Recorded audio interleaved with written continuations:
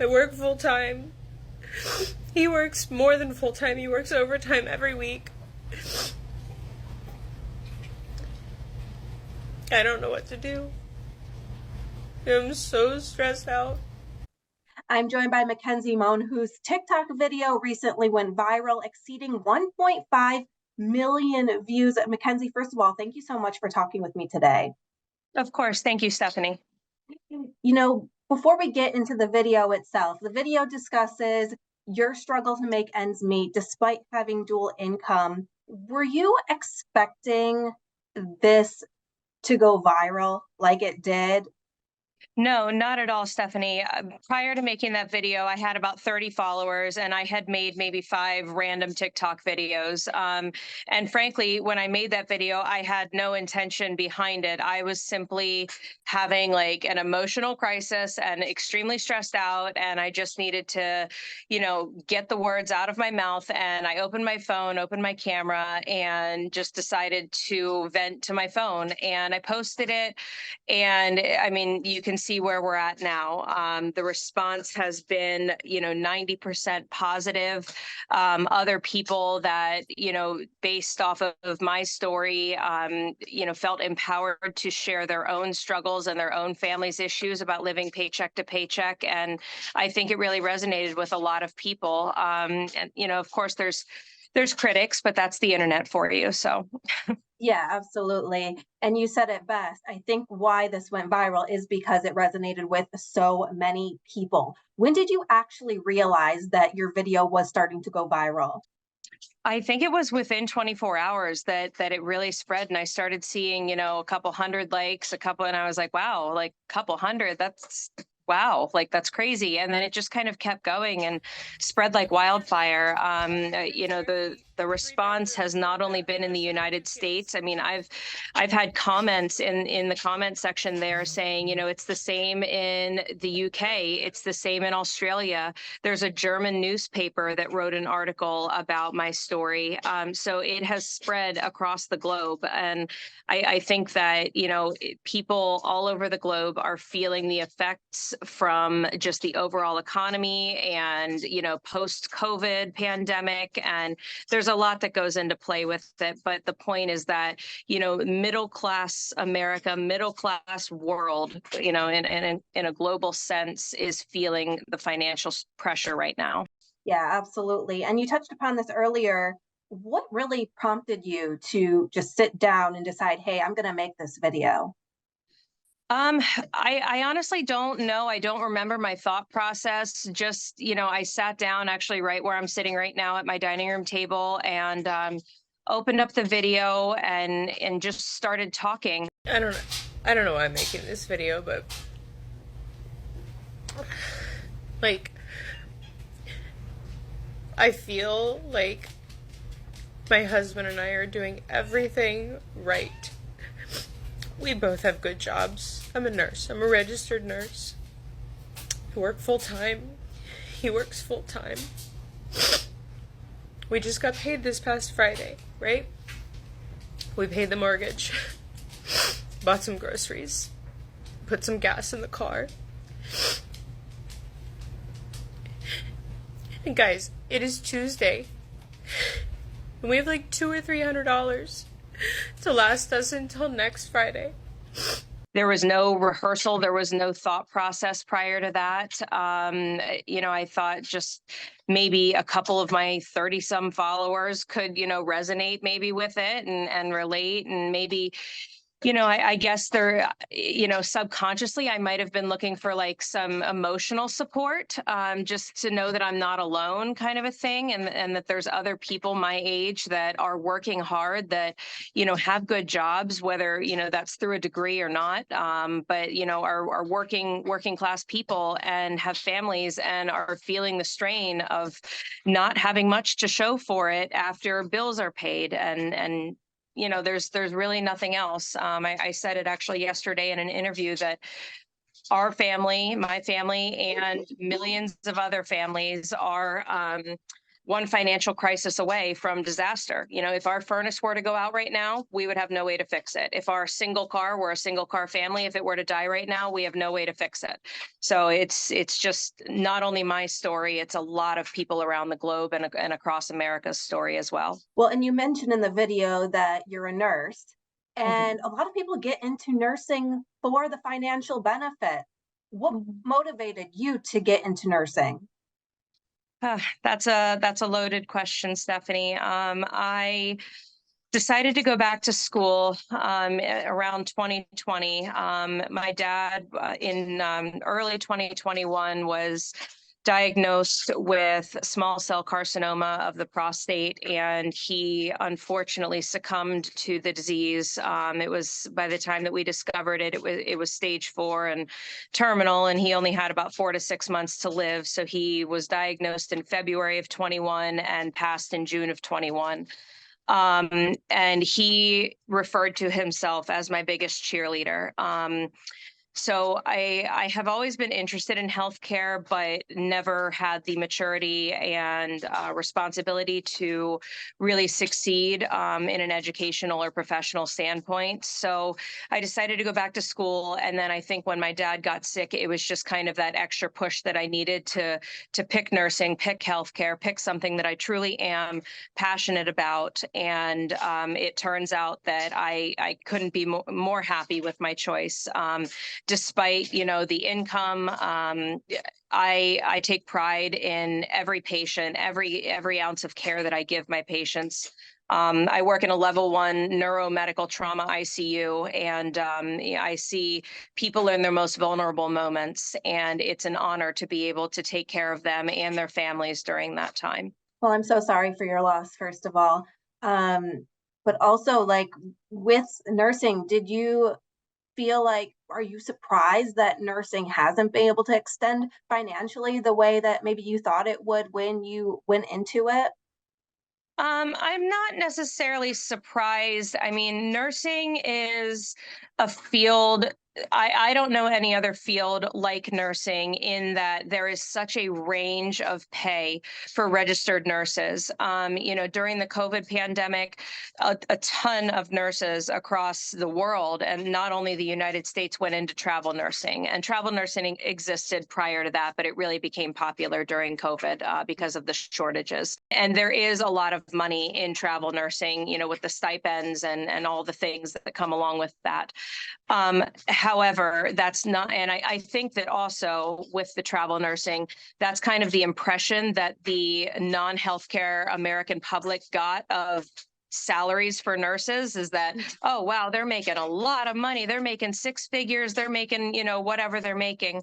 And that's not the reality for especially a new grad staff RN that can't travel. I mean, I have small children at home. My husband works. Like, there's no way that somebody in my position would be able to just take off for, you know, 13 weeks of a contract and just leave my family. Yeah, that's the right choice for other people. It's not the right choice for me.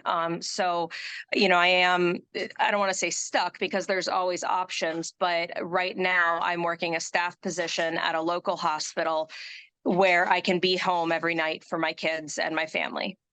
Right, you make a good point. It's just not feasible being a travel nurse for everyone. But also, you do mention in the video that you're also a homeowner and that you're a mother as well. Tell me Yes. about what those expenses are like. So we bought our house in 2017. I was working as a bartender at that time. And then I very shortly after that went into corrections. I was a corrections officer at one of the state prisons. And life at least seemed to be a lot cheaper at that point. We didn't really have to stress about where we were, you know, getting our next meal or how we were paying the mortgage that month or the bills. And it kind of slowly snowballed to where, you know, we didn't realize what was happening during COVID because I was in nursing school and we I was maxing out my student loans at the time so that we could pay for expenses since I wasn't working. So we were able to take out the maximum amount of loans, which, yes, in the future, that's going to be another monthly financial burden. However, that's not the case now because I'm still in school for my bachelor's degree. So that's not part of our monthly expenses right now. But either way, so we had the money available to us through student loans while I was in school, to be able to afford bills and everything. And, now that I'm not in school full time and not working, we're not doing that anymore. So while I get student loans to pay for school, the monthly expenses come down to our income from our jobs. And I work full time at the hospital, and my husband works full time at the hospital. He's in security with the hospital, and we all clean an office building once a week as a little side hustle. He's a personal trainer and has a few clients on the side as a side hustle for him. So we work 4 jobs between us to try to, make ends meet and keep the bills paid and keep food on the table. Unfortunately, we're in one of the busiest times of the year with Christmas, fast approaching. What do holidays look like for you this year? I'm not really sure. I've been avoiding thinking about it and thinking about purchasing gifts for the kids. My children are just absolutely wonderful, and they would accept and be so grateful for, an art project or arts and crafts. And, we'll buy them a few things, here and there, but it's certainly not going to be what it's been in the past, as far as not being able to see the bottom of the Christmas tree. It's not going to be like that this year. It's going to be very limited. And, I can't put a number on it and say, we're going to get X amount of gifts for the kids this year or whatever, but it's certainly not going to be expensive gifts and a lot of gifts. Yeah. And in the comments, a lot of people were saying the same thing. A lot of people were saying that this year just looks very different for them. By posting this video, do you feel like that gave you a little bit of hope or made you feel like, hey, I'm not alone? I don't want to say it gave me hope, because we're still in the same situation we were when I posted the video, but it certainly gave me support knowing that there's hundreds of thousands of other families that are feeling the strain that we're feeling. I don't know what to do. The criticism that has come to me on that video and commenters on that video who were saying that, hey, we're stressed out too. We only have X amount of money until the next paycheck, or we, are choosing between bills and food. I think that it's maybe looked like frowned upon to see people who do have a roof over their head and food in the fridge still, maybe upset about their financial situation, because there are so many people who do have it much worse than I do or that other people do. And I actually talk about that in a follow-up video that I made, that, just because we do have a roof over our head and I do have a lot to be grateful for, does not negate my right to be stressed about my situation. And same thing with other people in those comments. You can be simultaneously stressed out about finances and thankful for what you do have at the same time. It's not one or the other. 100%. Do you have any words of encouragement for people that may be in a similar situation to you? Just hang in there. I mean, take one day at a time. I certainly shop deals and use coupons when I can, and make big casserole meals that'll last for a couple days. There's certainly ways to go about saving money as far as like expenses go. Yeah, I guess that's really it. A lot of people were saying, "Oh, well, there's a lot that we're not seeing," and that's right. There is a lot, that you're not seeing in the video as far as expenses and stuff. We do have children; they are involved in extracurricular activities.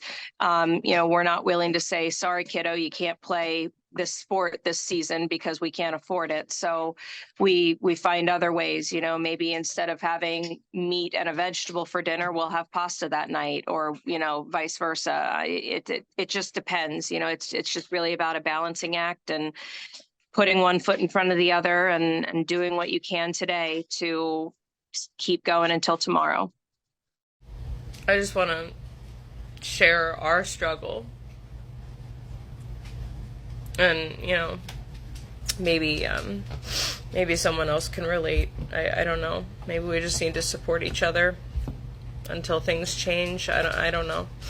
And now that you've had about 2 weeks since you posted this video and you've had some time to reflect, what have you learned about yourself in posting this video? And also, what do you hope that the messages and people take away from it? I think that I've learned about myself that I have the ability to look past the criticism in favor of the greater majority of positivity that I've received. In the past, I've not been very good at taking criticism. However, now that I'm in a place where I'm confident as an individual, I'm taking pride in being an unintentional voice for the people that were relating to my story. Again, that was never the intention, but if that is the result, then I'm glad that I was able to share my vulnerability and allow others to feel brave enough to share theirs. Anyway, thanks for watching. It resonated for me. It resonated for so many people across the US and across the world. Mackenzie Moan, thank you so much for talking with me today. We really appreciate it. Of course. Thank you so much, Stephanie.